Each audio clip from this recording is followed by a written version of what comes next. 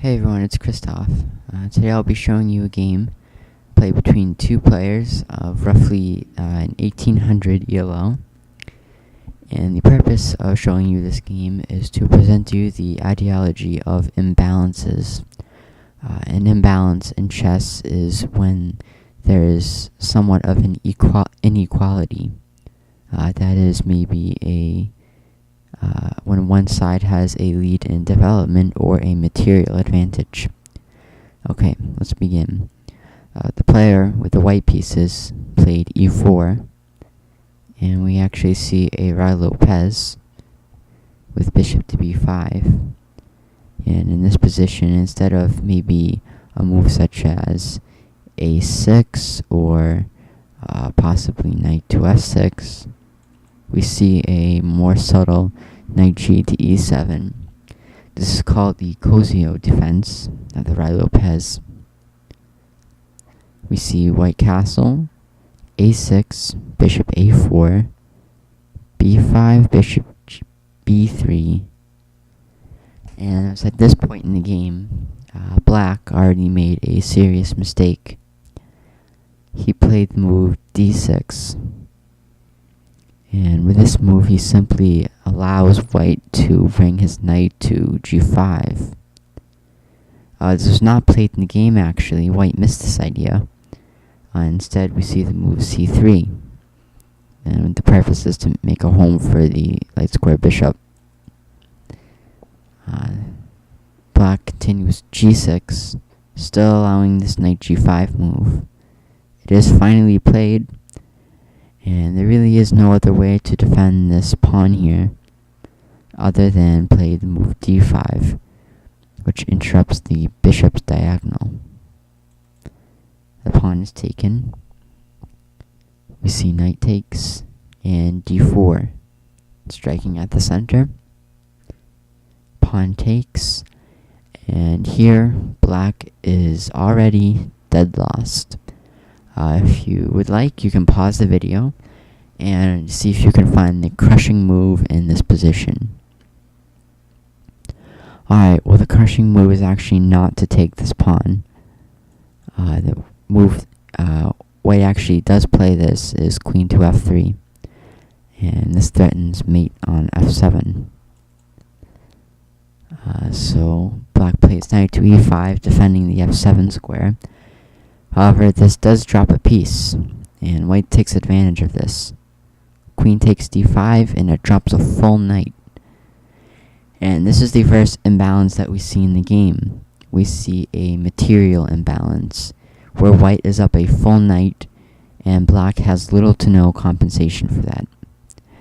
A better move than taking this knight, in my opinion, and looking at this game, I would have played, instead of taking the knight, rook to e1. And the purpose of this move is that the knight here on e5 cannot move. If it moves, well, black will be in check. And as we know, this is illegal in chess. You cannot move into a checking square. If you play a move such as bishop to d6, this drops a full knight. After rook takes, bishop takes, checkmate on f7. If another move be played, such as, this is a bit desperate, but knight here, well, we can simply take once, and the rook is hanging. Instead, white takes the knight on d5, which is also strong. The queens are taken off. The rook is hit on a8. Black plays c6. We see pawn takes, bishop takes, pawn takes bishop, pawn takes knight, bishop to e7, knight c3, and bishop to b7. Being down a full piece, black tries to develop his pieces, and if nothing else, he does have the bishop pair. We see rook to d1, rook d8 as defends the pawn, e6, pawns are exchanged. The knight is now attacking the rook. Rook d6, knight d4, bishop f6. This attacks the knight. Where does the knight go exactly? Well, first, white plays this in-between check, rook to e1. We see king to f7, and bishop to f4. Keep in mind you cannot really take this because you are now dropping the rook. And although this does seem to simplify things, white is still up a piece. This is, at first, white was up a knight, and now he is up a rook. Keep in mind when you are down a piece such as a knight or bishop, and you go down another exchange, this transposes into the loss of a full rook. Instead, we see rook to d7. This move here getting out of the way. Rook a d1, h6, h3, g5, and instead of coming to the corner, white plays bishop to e5, looking to exchange material and simplify down while he's up a piece. It is taken. Rook e8 is played. The rooks are taken off, and I think we should take a moment to acknowledge what white is doing. When you are up a full piece in chess, or up any sort of significant material, it only makes sense to simplify the board. That leaves the material deficit for black. As you can see, black has less and less pieces to work with, while white is still up a full piece. The more you simplify, the more winning chances there are. Okay, you see rook to e1, king f7, rook e6. This is attacking the h-pawn. It's moved, rook h6, h4, rook h7, king e8. The rooks are taken off. More material is exchanged. We see king to f1, king d6, and we see several king moves. And at this point, the pawns are taken off. And in this point of the game, I would recommend that black resign. There really is no way in which black can win this game. There isn't even the slightest chance. King e3, a5, f3, bishop d7, a3, b4. The pawns are exchanged. And just after a few more moves, white continues to simplify. There is nothing you can do to stop this pawn from coming up the board and becoming a queen. We see some more moves. Finally, the last piece is exchanged, and white gets a full queen, and black has nothing in compensation.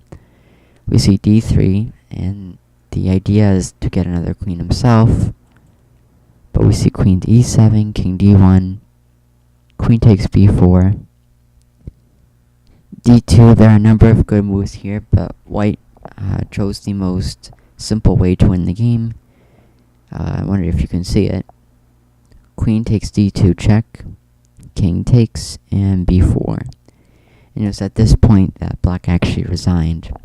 There's nothing you can do here to stop this pawn from promoting up the board. In fact, in this position here, it is a forced checkmate in 12 moves. There is absolutely nothing that black can do.